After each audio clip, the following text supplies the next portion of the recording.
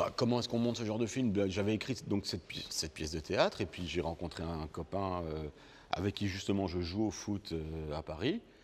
On discutait au bord du terrain, il me dit qu'est-ce que tu fais en ce moment? Je lui raconte, il me dit bah écoute moi j'ai envie de me lancer dans la production, enfin je me lance dans la production, si tu veux, je ne suis pas producteur de théâtre, je suis producteur de cinéma.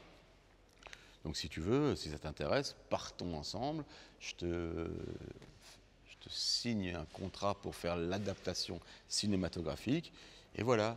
Et donc je dis ok, super, j'ai appelé Gabor Assaf, qui est un ami à moi, qui est scénariste et auteur, écrivain, que je connaissais depuis longtemps et qui est fan du PSG. Donc c'est un mec à la fois très marrant, très fou, très sérieux, puisque comme moi, il est père, mari, complètement dingue. Parce que c'est ça qui est génial, c'est que pour faire un film, il faut être à la fois complètement fou et assez sérieux, parce que c'est long. Donc on se retrouvait sur pas mal de choses. Et en tant que supporter du PSG, il était encore plus dingue que moi, parce qu'il a fait des trucs encore plus fous. Donc on s'est très bien entendu sur le côté fou de la dépendance, du foot. Et on a adapté cette histoire parce que la pièce de théâtre se passait dans un cabinet de psy.